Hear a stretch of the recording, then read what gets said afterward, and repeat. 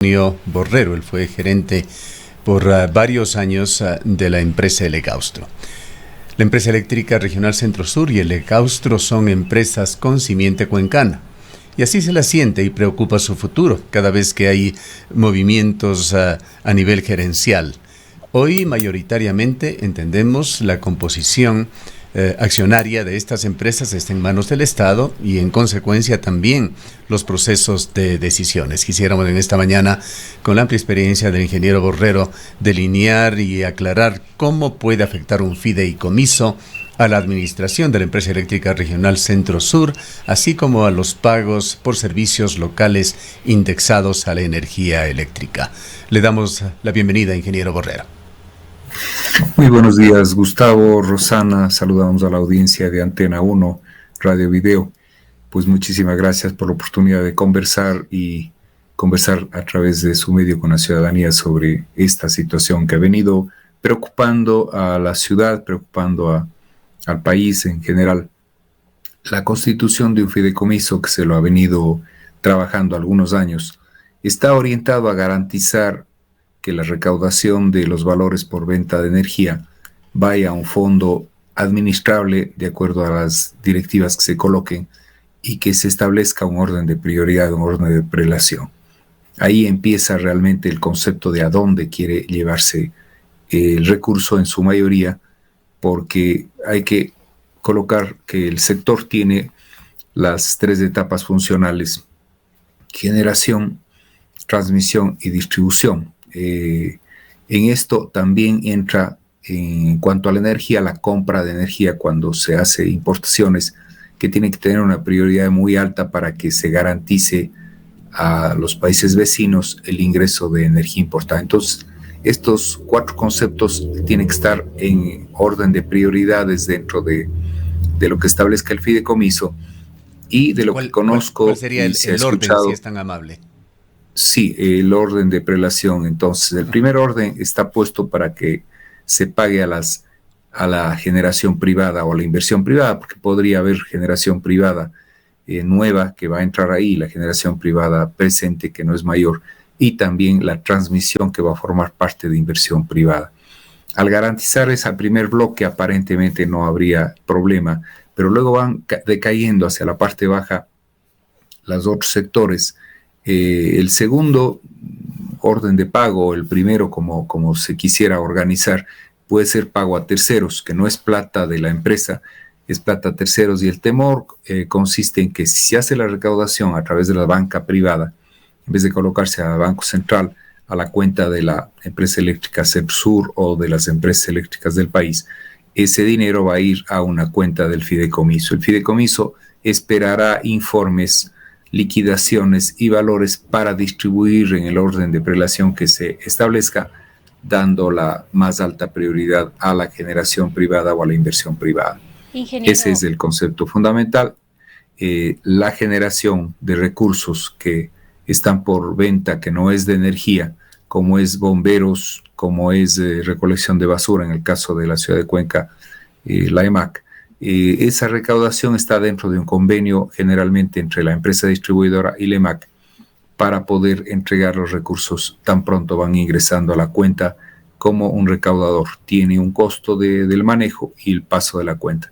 El temor radica en que ese valor iría a un fondo global nacional, se centraliza. Ya hubo hace algunos años hubo un fideicomiso que daba cierto orden, y la verdad es que a mí me tocó estar al frente de la empresa de generación Elegaustro, y la recaudación de los valores debidos a esos fideicomisos eran muy lentos, realmente no fluía y dependía mucho del orden en el que se le ubicaba.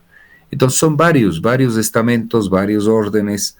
Está la distribución para que opere, pague sueldos, realice mantenimientos, opere de forma paulatina todos los días. Después pasaría a otros niveles de generación que están dentro del más alto orden de prelación, como la energía renovable nueva especialmente, y después va bajando hasta que por último se pague a las empresas públicas. Entonces se ve claramente en la figura que al dar un predominio completo a la generación privada o a la inversión privada, pretende atraer aparentemente de esa forma la inversión, pero es un fideicomiso que entiendo durará 30 años y que una vez establecido y dependiendo de cómo se lo maneje, puede ser realmente una captación de fondos que dificulte al sector. Además, se convierte en un centralismo, en un manejo centralizado, ya no existe una distribución, ya no existe la posibilidad de una administración y gestión independiente de cada una de las empresas, y eso normalmente invita a que vaya generándose un proceso destructivo de la eficiencia que puede hacer cada una de las empresas con sus recursos manejados de una manera adecuada. Luego, además, se podría empezar a licuar el tema de las pérdidas. Por ejemplo, la CEPSUR tiene valores de pérdidas inferiores al 7%, se constituye en una de las empresas del país con mejor eficiencia en este campo, y hay empresas que tienen valores que exceden los 10 hasta 15%. Entonces, las pérdidas también tendrán que ser consideradas ahí. Caso contrario, más adelante no habrá los recursos para el sector y será deprimiendo un sector importantísimo de servicio para el país. Ingeniero Borrero, muy buenos días. Le hemos escuchado aquí al ministro, le escuchamos al ministro Santos Alvite en un diálogo que tuvo con Gustavo, le hemos escuchado también al economista Benítez, quienes de alguna manera justifican este trabajo ya desde hace 3 años para la creación de este fideicomiso. Pero ¿cuál considera usted que es la real razón por la cual se pretende crear este fideicomiso, además de favorecer o intentar atraer la inversión extranjera, como usted manifiesta? Mucho se ha dicho o se especula desde algunos sectores que este podría ser un intento de abrir el camino hacia una privatización del sector eléctrico. ¿Considera usted que podría ir por ahí la cosa? ¿Es necesario realmente en este momento la creación de un fideicomiso para los objetivos que ha expresado el ministro Alvite, Santos Alvite? Rosana, buenos días. Ahí está justamente la preocupación, la sensibilidad de decir que si no se hace el fideicomiso no va a haber la inversión. Bueno, a lo largo del tiempo depende del mapa que se quiera armar. El mapa debería estar atado o ligado a un cambio del país, un cambio hacia la transición energética, que es el ir saliendo de las energías no renovables, el ir contaminando menos, el ir generando una eficiencia alrededor de la generación eléctrica y el servicio eléctrico, que constituye un importante medio de desarrollo y un apoyo al desarrollo del país, de la región en diferentes instancias. Entonces, ponerlo al frente como que es la única solución, cuando hay otros factores que no han sido tomados en cuenta, que no han sido ejecutados a lo largo y ancho de las diferentes etapas funcionales del sistema eléctrico, pues sí preocupa, sí preocupa. Además, se constituiría de tal manera que, ya lo vivimos, es una dificultad el cobro de valores si es que el orden de prelación, el orden de pagos que se vaya haciendo no es el adecuado y no fluyen los recursos. Depende mucho también de la eficiencia que tengan ciertas empresas o las empresas del país para esa recaudación, que iría a un fondo común. Entonces, en el fondo hay mucha dificultad, es un fideicomiso demasiado orientado a favorecer a la inversión privada, a los primeros estamentos de ahí, y eso puede estar afectando a otro tipo de inversiones, a otro tipo de acciones, al propio servicio de la distribución, que lo hacen para todos los ciudadanos, las empresas de distribución del país. El ministro Fernando Santos lo acepta muy abiertamente, dice, es para establecer este orden de prelación para que los privados que participan en toda esta actividad de servicio eléctrico para el país, de producción y distribución, no queden impagos, se los pague primero. Y al mismo tiempo señala de que son un componente de 5% o menos de este gran conglomerado de empresas que producen y distribuyen energía eléctrica del país. Esa es una primera explicación que tendría que darse. ¿Por qué la priorización en este sentido? Él señala que de otra manera nadie quiere invertir en el sector eléctrico en el país. Valdría la pena que usted abone sobre este tema. Pero quisiéramos también aclarar esto del fideicomiso, una palabra que pocos conocemos. Hasta donde entendemos es una persona o una empresa que decide entregar a otro la titularidad de activos con el propósito de que esta última los administre o disponga de ellos en función de ciertos fines para el beneficio de un tercero. Un concepto muy parecido al centralismo, que es exactamente lo que se hace, por ejemplo, con todo lo que genera esta provincia en el PIB provincial, así como con sus impuestos que van a especie de fideicomiso que es del Estado central para distribuirlo o redistribuirlo en función de ciertos fines que serían ya a través de las políticas gubernamentales. Explíquenos de esto del fideicomiso. Bueno, la constitución de un fideicomiso debe ser hecho un traje a la medida para el propósito que se busca. Si se unen varias empresas, instituciones, pueden ser públicas o privadas, crean un marco legal y asignan o delegan a un actor bajo ciertas normas específicas para que él administre lo que se está poniendo de acuerdo entre los socios. Ese es un punto importante, lo que está poniéndose de acuerdo entre quienes constituyen el fideicomiso. Por eso el pedido que todas las distribuidoras se reúnan y digan, estamos de acuerdo en colocar nuestros recursos, no es en general los activos, la definición es más amplia, la que leyó Gustavo, pero sí puede ser tomado, en este caso, de todos los ingresos. ¿De qué vive una empresa? De sus ingresos. Factura la venta de energía a los abonados van y pagan en un banco privado, la recaudación privada en todo el país, y de ahí fluye directamente hacia un fondo, hacia una cuenta que va a manejar el fideicomiso bajo estas reglas definidas. ¿Cuáles son las reglas?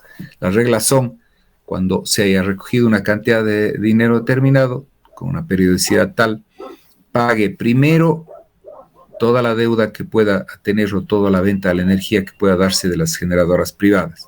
Segundo, digamos que pague o primero pague los fondos de terceros que no le corresponden. Luego ya de los recursos propios empiece pagando de arriba hacia abajo. La experiencia pasada fue muy dura.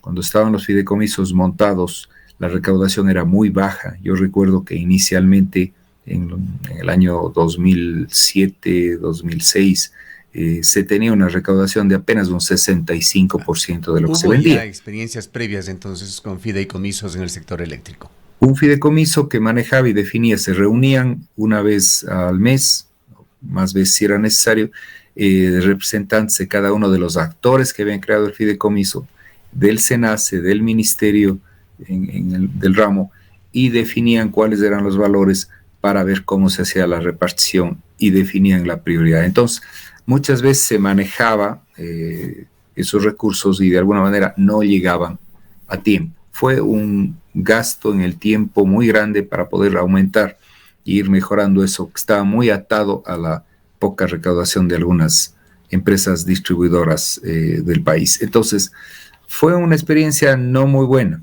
Viendo el lado que manifiesta el sector, el ministro, el sector oficial, y es que nadie quiere invertir si no le va a dar una garantía. Se desmantelaron otro tipo de garantías que pueden constituirse de manera directa, como el que hace una inversión puede tener sus compradores puestos en el mercado nacional para que le garanticen la venta, que lo hay de alguna manera, pero en este momento se quiere constituir este fideicomiso, este instrumento de recaudación con garantía para que pase a ser lo más prioritario y lo más fuerte el pago de los inversionistas privados. ¿Hay otros mecanismos que no sean el fideicomiso para dar garantías a inversionistas privados trabajando con el sector público? ¿Garantías bancarias, garantías a través de compañías de seguros? Sí se los puede hacer, se puede estudiar mecanismos distintos que permitan una garantía, se puede manejarse con cierto tipo de depósitos, se puede segmentar el valor de la energía que está vendiendo, digamos, una generadora privada al sector, o esta generadora privada también puede vender de manera directa a consumidores privados, otro tipo de consumidores. El tema es sumamente complejo, tan es así que ya lleva 3 años en esta visión, y al no haberse constituido algo que fue propuesto para que garantice la inversión privada, no va dando con confianza a la inversión privada. Hay modelos que se están manejando en países que tienen mucho más abierta su economía, y que permiten un manejo vis a vis bilateral de cada uno de los actores que están allí para que se pueda tener una garantía mejor. Estamos entrampados en esto, va a haber pronto ya falta de energía. Siempre se habló de que sí, potencia momentáneamente está instalada allí, pero energía es la disponibilidad de agua, la disponibilidad de combustibles para que pueda operar y que puedan generar de manera continuada durante día a día todo el año para el país. Entonces, sí, esa es una dificultad y no ha habido la inversión suficiente. Han hecho muy pocas centrales de generación. ¿Cómo limita o puede limitar un fideicomiso la posibilidad de tomar decisiones administrativas y gerenciales en cada empresa? Pero además quisiera yo sumar a lo que dice Gustavo, ingeniero Borrero, es si este fideicomiso, además de poner en riesgo los recursos para terceros, podría además incidir de manera determinante en la eficiencia de las empresas. Hablemos, por ejemplo, de las empresas de acá de El Austro, de la provincia de La Suay, de la empresa eléctrica regional Centro Sur, que además ha sido un ejemplo de eficiencia si se la pone en comparación con otras del territorio nacional. La gestión administrativa, financiera, técnica que se hace en las empresas está muy ligado al ingreso y al flujo de los recursos. Si ese flujo de los recursos se lo conoce porque el comportamiento, por así decirlo, de los ciudadanos ante un servicio, especialmente en la zona de Cuenca, es de cumplir, de pagar, de estar al día, no así lamentablemente en otras partes del país. Si eso va a un gran saco y la distribución se lo hace de cualquier manera definida y que además depende de terceros, la autonomía financiera y de gestión de la empresa sin recursos ya se va a ver afectada, ¿no? Eso es un efecto inmediato. Si yo manejo los recursos, se manejan las cuentas en el banco como empresa, puedo ir dosificadamente y planificadamente manejando. Lo otro está sujeto a otros actores que le van a dar, transmitiendo qué es lo que pasaba en esa ocasión que se manejaba el fideicomiso. Los pagos no eran fluidos, porque los ciudadanos pagan todos los días en los bancos, días de la semana, y inclusive con transferencias a través de cuentas, tarjetas de crédito, etcétera. Y ese valor va a una banca recaudadora y va a la cuenta del Banco Central. La cuenta del Banco Central de cada una de las empresas públicas, que es las que estamos hablando. ¿Por qué? Me refiero a las distribuidoras. En el país existen 10 distribuidoras, dentro de ellas CENEL, que agolpa el 65% del consumo del país y está fundamentalmente en la costa, y el resto de las empresas en la sierra, y digamos que Galápagos hace la 10ª empresa, que en su constitución pues manejan los recursos que han recaudado. Esto va a un fondo común, un fondo general, no tan común porque cada uno tiene su identidad de dónde viene, pero le voy a dar manejando el recurso para que pague a como usted decida, el fideicomiso, quien administra el fideicomiso, que sí tiene ciertas reglas, pero que está dando una prioridad absoluta a la inversión de un tipo de inversión privada. Eso es, y hay que decirlo de manera muy clara. En su momento, cuando hubo un fideicomiso, sí había un orden de prelación que fundamentalmente pagaba terceros primero, después pagaba la energía importada, luego pagaba la generación más sensible y también cubría los costos de la operación térmica, que aunque no nos guste, pero está presente y va a seguir estando presente y va a crecer más aún con las dificultades de hacer gran inversión en energía no renovable y en energía hidroeléctrica, sabiendo que hemos vivido, hemos sentido, hemos sido atacados de tratar de hacer centrales de generación para bien del país que van sumando al gran total que requiere el país. No, hay una oposición completa y total. Es muy complejo esto, pero la figura que se está queriendo dar, que podría ser lesiva para los intereses regionales, locales, como ya se mencionó, y de la pérdida de la autonomía. Entonces, vamos hacia ese camino en esta marcha de ir fortaleciendo el beneficio a ciertos sectores, creyendo que esa es la única forma y solución de mejorar la eficiencia, la planificación y el servicio del sector eléctrico. Bien. Es lamentable que se haya concentrado. También, si me permite, ingeniero Borrero, su opinión sobre este otro tema que ha generado polémica a través de declaraciones de un experto en energía, Luis Hidalgo, quien ha señalado de que se está mal utilizando algo que se generó con el propósito de no subutilizar la energía eléctrica en el país, que podría de alguna manera perderse o diluirse en horarios nocturnos, incentivando a las empresas a trabajar en esas horas con una tarifa preferencial, pero que esto se ha tergiversado, ha sufrido una aberración y este beneficio persiste, pero no precisamente trabajando en horarios nocturnos. Habla de un subsidio del orden de unos 100 millones de dólares que se estaría dando anualmente a unas pocas empresas ecuatorianas sin cumplir con los objetivos para los que fue creada esta figura. Se señala que esta figura permite a las empresas, a la industria ecuatoriana, trabajar con tarifas de entre 5 a 9 centavos como máximo, mientras las tarifas domésticas para los ecuatorianos están entre 9 centavos como piso a 65 centavos, que es un valor sumamente alto, como tope. Bueno, no conozco el hilo del desarrollo de este planteamiento, de esta posición, pero en general, una cosa es la tarifa comercial industrial, la tarifa horaria, que para cierto tipo de consumidores puede ser interesante y fácil de implementarlo, fácil entre comillas, porque se puede tener medición de grandes volúmenes de energía a determinadas horas. Seguro que a la madrugada, que hay poco consumo, por ejemplo, si se tiene un apoyo y una producción industrial, esa energía en todo lado es más barata que la energía de las 7, 8 de la noche, en donde todo el consumo del país está concentrado allí. Entonces, la tarifa diferenciada, la tarifa no solamente por sector de consumo, comercial, residencial, etcétera, industrial, sino también por horario. Se pretende ir hacia allá, no es un tema muy fácil, pero eso puede ayudar, y de hecho que ha venido ayudando en algunos casos. Se invita a eso para que se optimice la energía. Pero estamos hablando ahí en el campo de la eficiencia energética. No está mezclado, aunque en el fondo podría también impactar lo que fue motivo del inicio de la entrevista del tema del fideicomiso.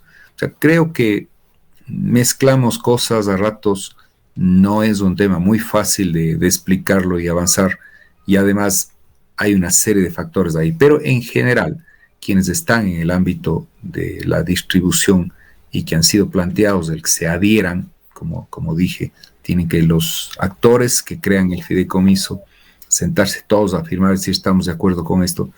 No han sido debidamente socializados y consultados todas las inquietudes, puntos de vista, objeciones, observaciones, comentarios y alertas que están dando no son tomados en cuenta.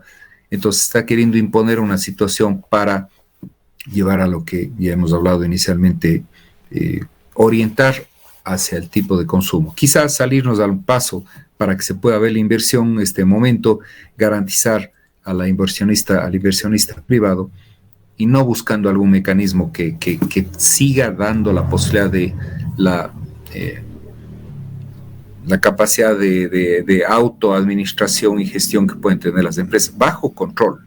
No se quiere decir que hagan lo que quieran, tiene que haber un control, hay una norma, hay un procedimiento a través del SENACE del uso y medición de la energía y procedimiento a través del ARCONEL con sus regulaciones y formas de control para que se reporte toda la información. Es muy, muy, muy minucioso el control del mismo, de manera que debe eficientarse a cada una de las empresas para que sigan siendo independientes en su gestión administrativa, financiera y de gestión, como dice la norma, como dice la ley de empresas públicas, como dice la Constitución. Ingeniero Borrero, quizás una pregunta adicional. ¿Pueden las empresas negarse a ser parte de este fideicomiso? ¿Hay una autonomía que les permita decir, no, yo no quiero entrar en ese fideicomiso? ¿Fue quizás esa la razón por la cual se procedió con un cambio en la empresa eléctrica regional Centro Sur para que su titular más bien facilite precisamente la consolidación y cristalización de este fideicomiso? La firma de un acuerdo que es la constitución del fideicomiso, que es lo que debería hacer cada una de las empresas, debe ser por el monto autorizado por un órgano de dirección, un órgano más alto en cada una de las empresas. Las empresas tienen sus directorios, las empresas, sociedades anónimas, compañías anónimas, no así las públicas tienen un directorio que hace las veces de todo, porque es 100% del Estado, caso CENEL, en el caso de las distribuidoras. Las otras empresas son sociedades anónimas a compañías anónimas como la Centrosur. Entonces, ahí hay un directorio conformado por un... La interrupción, aquí viene también el tema importantísimo de la composición accionaria. Sí, justamente iba allá. Y luego viene la Junta General de Accionistas. El directorio tiene, por hacerle fácil, 10 miembros. Si hay 5 miembros de una institución, pues van a haber 5 votos normalmente allí y los otros se adhieren y son generalmente los órganos de gobiernos locales. En el caso de la Junta General de Accionistas entra la participación accionaria, como dijo Gustavo, pues el caso de la Centrosur es 80 y más % el Ministerio de Energía. Entonces, en el caso de Legaustro es 75%. Creo que hay una sola excepción de alguna de las empresas en donde hay un peso ponderado y no una mayoría absoluta. En la Junta General, la decisión de la Junta es por votos y puede definirse como que se autoriza y se procede a hacer. Pero hay que tener un tema muy importante. Tiene que estar debidamente sustentado, debidamente motivado, como dice toda la parte regulatoria y legal. Tiene que haber un informe técnico, un informe financiero, un informe legal debidamente sustentado que diga, para la empresa sí conviene esto y debería procederse a la autorización. Caso contrario es un viserazo en una junta general de tómelo o déjelo, pero sin estar basado en un informe técnico, financiero y legal como ya mencioné. El tiempo lamentablemente se nos ha agotado, ingeniero Borrero, pero no quisiera dejar de tocar 2 puntos que usted se refiera brevemente. Nuevamente surgieron en semanas pasadas, se catalizaron viejas denuncias sobre supuestas irregularidades en el proyecto eólico Minas de Huascachaca.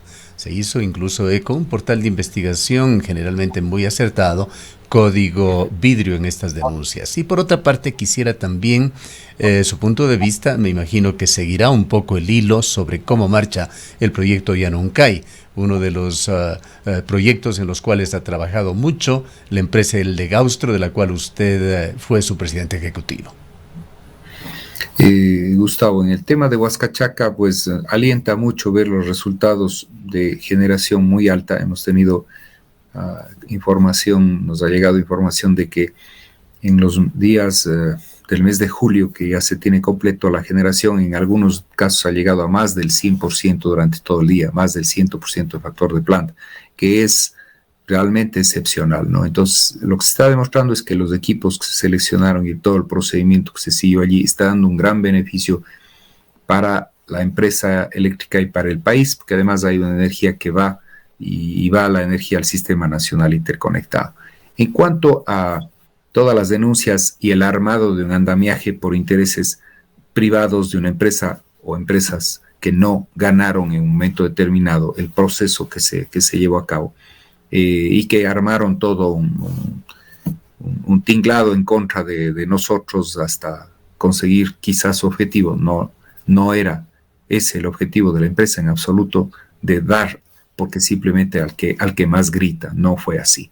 Entonces se sigue adelante y se ha llegado a concluir, a poner en marcha en operación comercial, y ya la central eólica está dando los frutos y beneficios, que fue lo soñado por tantos años para que así se cumpla. Confiamos en el informe del examen especial de la Contraloría, que ha llevado al menos 6 meses. En el mes de abril se dio la lectura del informe para que tengan idea de lo extenso de la gran cantidad de contratos revisados, y es el segundo informe. Ya hubo un informe anterior de Contraloría de un examen especial del cual se estableció simplemente la responsabilidad final o el pago final debe ser una empresa que fue consorciada con una empresa pública de Pichincha y otra empresa privada que no cumplieron con el Legaustro y se les declaró contratistas incumplidos y se les cobró las garantías. El punto de lanza está ahí y el informe de Contraloría llevó a que se recaude los valores que son culpables, por así decir, esta empresa que menciono. No quiero dar nombres para no entrar en ese detalle. Y los demás funcionarios, pues con las explicaciones y análisis que se hicieron, pues fuimos levantados de toda responsabilidad. En este siguiente informe, que consideró todos los contratos hasta octubre del año 2022, en donde ya estuvo la nueva administración también. En este caso, tocaba aspectos macros, desde la forma de construcción hasta aspectos micros, de inclusive cómo se construyó la capa asfáltica de tal parte de la vía. Entonces, el informe que se dio lectura en abril fue un informe que duró 4 horas de lectura. Hay mucha información allí. Tenemos que abreviar un poquito porque estamos ya sobre el tiempo. Sí, podría quizá concluir esto y referirse brevísimamente al proyecto de Yanuncay. Ya, de acuerdo, Gustavo. A veces uno coge un tema que lo conoce y lo amplía. Entonces, este informe ya lo hizo la Contraloría, lo aprobó hace unos pocos días, en el mes de julio, y el contenido es un contenido muy analítico, a fondo, con algunos temas que deberán ser. Existe la posibilidad todavía de ampliarlos y explicar algunas cosas que ha sido motivo de la explicación de cada uno de los que han estado involucrados en el proceso. No está nada de manera exagerada y absoluta como se dijo a través de los medios digitales o estos medios usted hizo mención, en donde se tergiversa, se le quiere dar un giro distinto para llevarle a ese objetivo inicial, que es castigar porque no fueron adjudicados en su momento cierto tipo de interesados contratistas. Bueno, voy por allá. En el caso del proyecto Soldados de Yanuncay, nosotros siempre impulsamos como objetivo claro que fundamentalmente la presencia de una central, de un embalse, que sería el embalse aquí en Goyaco, y 2 centrales de generación, iba a ayudar primeramente a la regulación de los caudales del río Yanuncay, tanto en crecidas como la dotación de agua de manera dosificada para el agua de cuenca en sus diferentes consumos. La central de generación iba a estar dando energía renovable cercanamente en la zona sur de Cuenca, en Turi, y el proyecto tuvo una maduración que a la final llevó 17 años de hacerlo. Al final, de acuerdo a la ley de construcción pública, se volvió a contratar los estudios para que se actualicen y se buscó el financiamiento.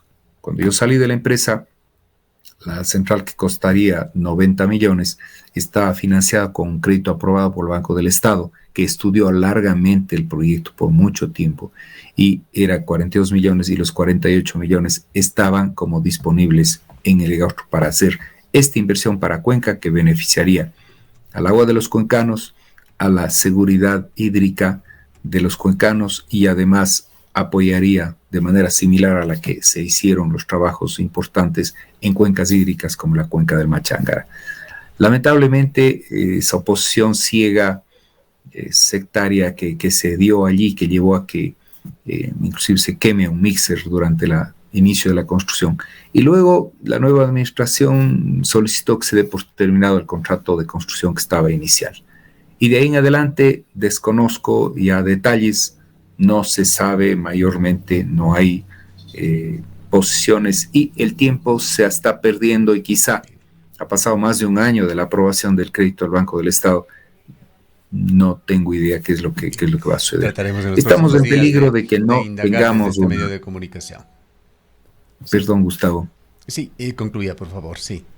Sí, estamos en peligro de que se pierda una obra que es esencial para la ciudad, no para nosotros, para nuestros hijos y las futuras generaciones, y podamos tener agua regulada y ríos con cierto grado de control que necesita Cuenca hasta llegar al año 2050, si ponemos un objetivo. Decíamos que acudiremos a fuente directa, la actual administración de Legaustro, para conocer cómo se encuentra este proyecto. Le agradecemos mucho por su presencia.